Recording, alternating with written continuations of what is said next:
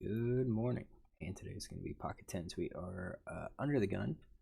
This is definitely a raising hand, button 3-bet, and it comes back to me. So under the gun raising range, got something that looks like this,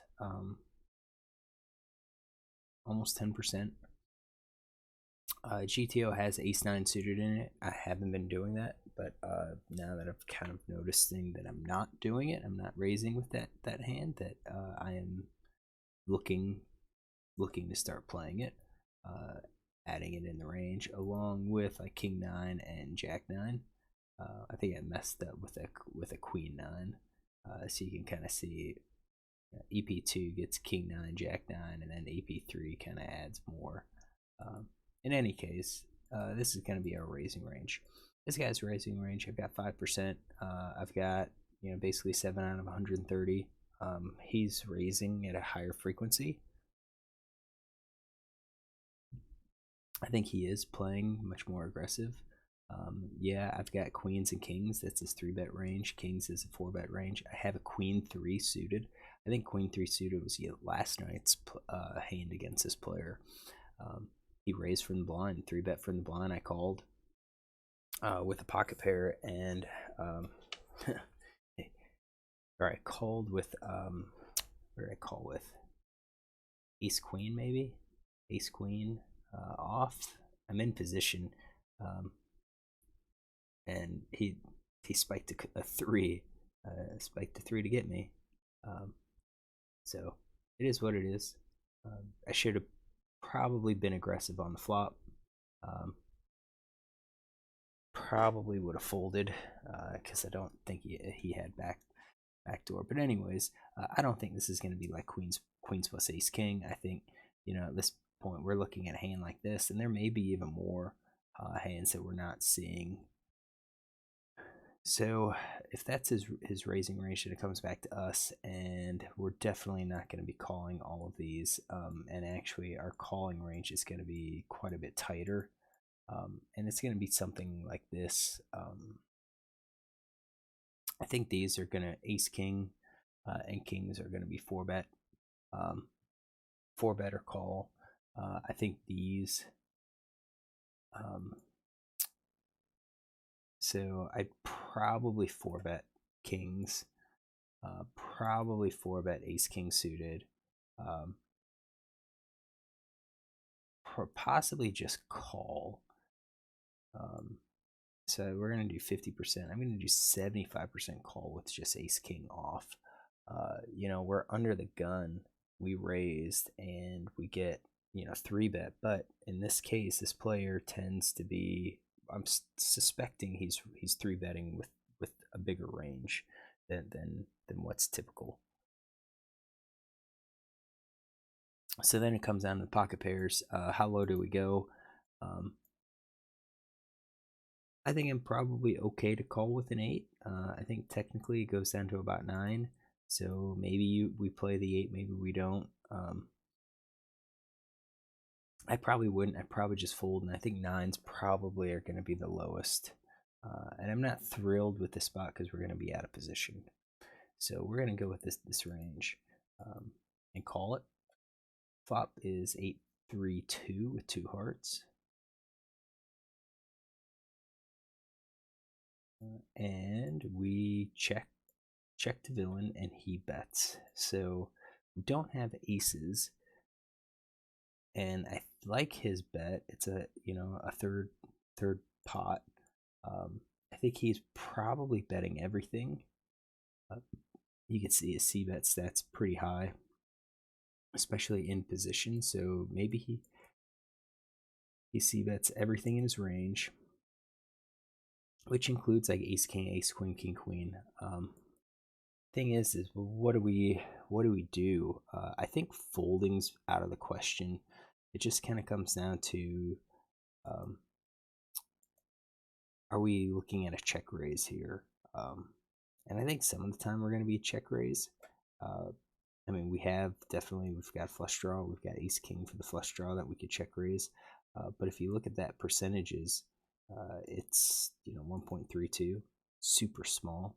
So it's going to be really hard to try to get like a check raise, any sort of check raising range. Now we could do it like with the ace king, but the thing is, if we block ace king, if we have ace king, we're going to block all of these aces, which really just makes it more likely that villain has these pocket pairs, these higher pocket pairs. I think ace king's probably just going to be a check call in this spot, and that kind of means that I probably don't have any sort of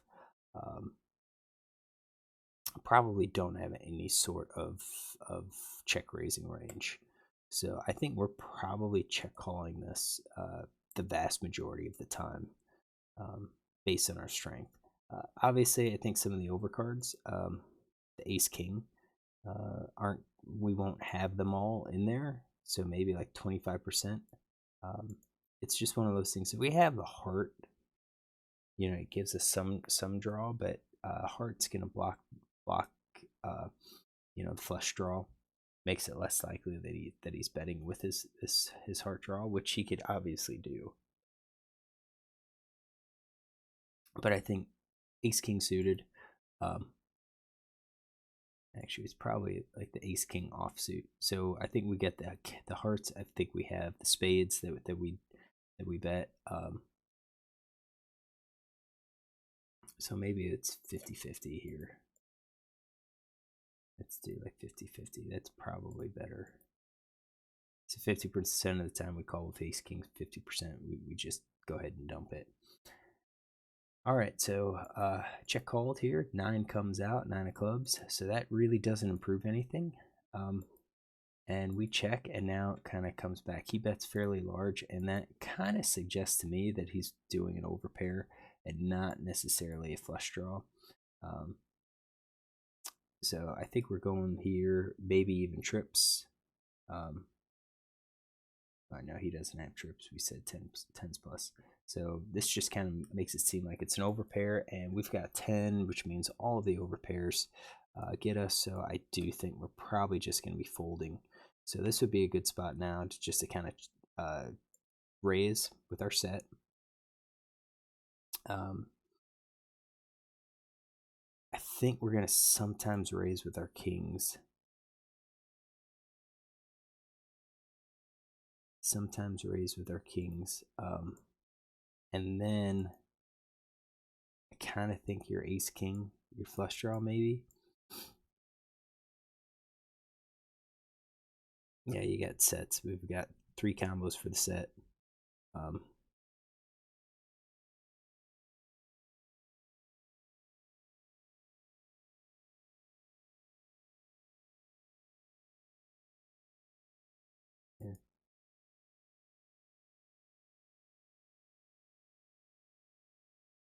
Yeah, maybe something like that. We're not going to have enough bluffs in our hand, in our range. So maybe this is where we kind of go with here. If we don't have a heart,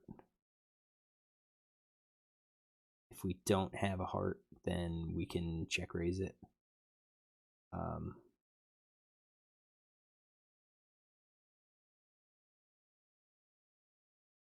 That might be what, 66%, maybe something like that. I think should be a check raise. I think everything else is probably just going to be a fold.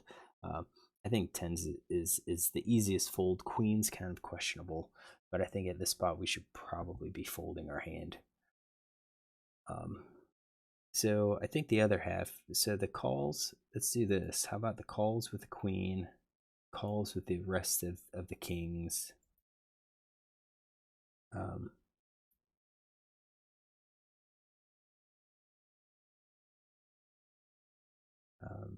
Yeah, we're not going to have flush draw here.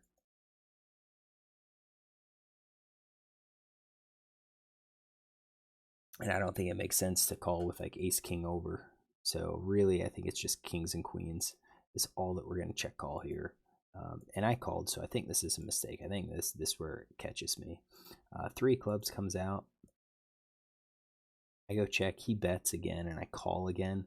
But I think at this point, you had 91% in position. Then he drops down to 50%.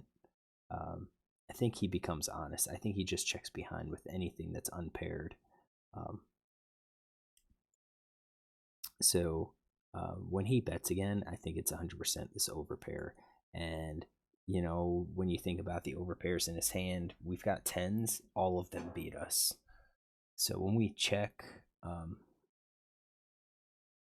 when we check here, I think the only hands that we're going to be calling with would be kings and queens. And the only reason we're going to call with queens is because he could possibly have jacks or tens.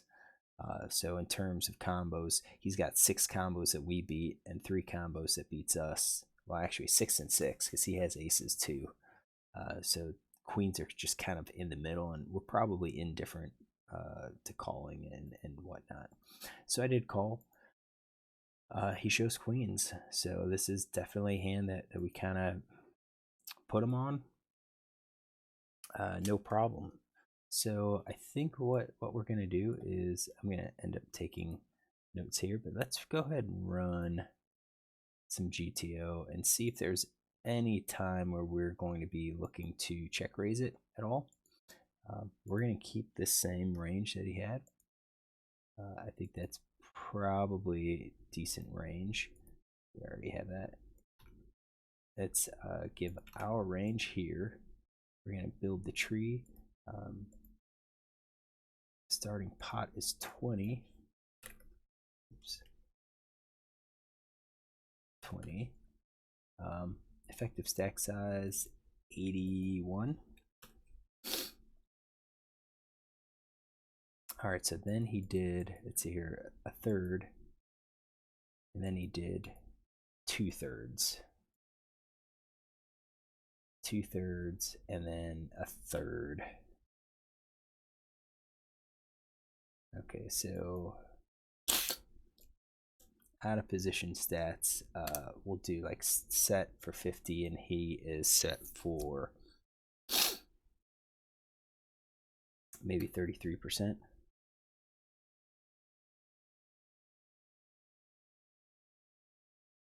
Okay, so if we check, he bets a third.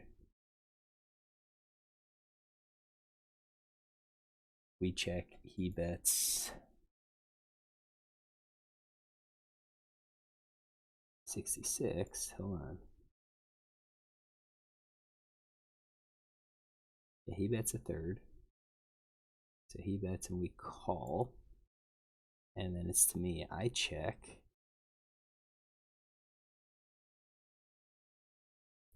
And then he bets 66. And this should be 33%.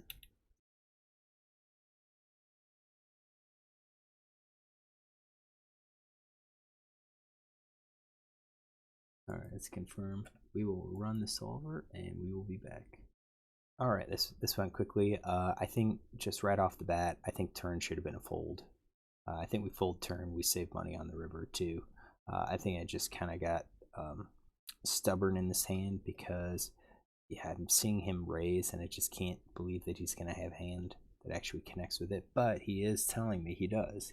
He's telling me he has a pocket pair. So in our case, we check 100% to him. He's going to be betting, and then all of us are calls. We do have some check raises, which would include the kings, and then it looks like some of the check raises would be with that hearts, the ace of hearts and king of hearts. So having the heart would be advantageous a little bit, but it doesn't look like we are check raising with everything. It doesn't even look like we're check raising any significant amount of time. This looks like it's a check call. So we did do that, so that's okay.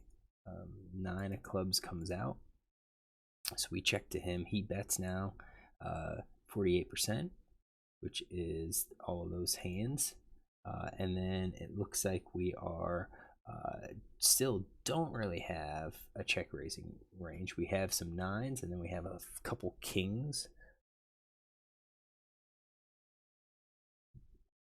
So I think I had 9s in there.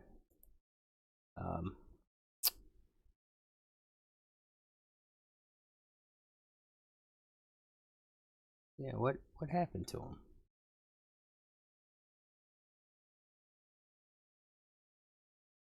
Oh, it was the under pair. Yeah, I should have had that as well.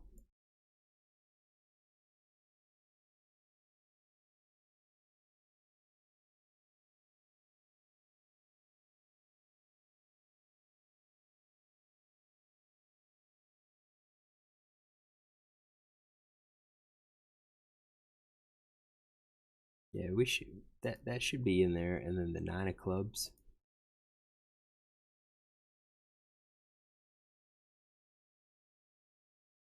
I guess I looked at like check raising possibly, but according to GTO, we're check raising that, pretty small percentage of the time. About a third of the time we're check raising it, and then we're including some kings as well. Definitely not having the king of hearts helps because it allows villain to have that ace king, king queen of hearts. So ace king of hearts and king queen of hearts. So here's where you can see villain's really looking at, or GTO saying we should fold, and this is I think where we should have folded. Um, So that's on us. And then we check to him. He bets again. And, when he bets that size, GTO has his calling more than what I would think. So I would call all of those. Let's see here. It's because he's got him bluffing with king queen to be balanced. I just don't know how many players are going to do this. I guess this guy could.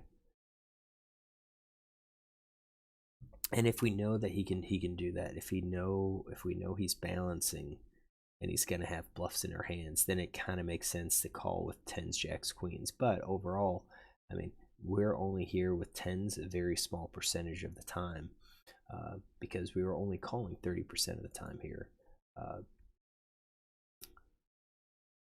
Not 30% at the time. That's about 50% or so. Oh, less than that. So half of our tens are gone. So 3 combos and then half of those, so 1.5 combos. So we only have 1.5 combos there. The jacks, let's say we go from 6 down to 6 down to 4 combos. That would probably be okay. Yep. Yeah, so 1.5, we're down to like 4 combos. We've got 5 combos here. So overall, when we get to this spot, we only have 1.5 combos, and we're only calling with half of those. So this is a little deceiving for the tens. The jacks, we still don't have all of our combos here, but we should have the queens and the kings. So this is making sense. We're calling with kings, we're calling with queens. Some of the kings, though, you could see we're probably supposed to use those as raises. So check, he bets. So I think overall the turn was really where we needed to fold, and that would have saved me money. So hopefully enjoy the sand. If you do, look tomorrow for another.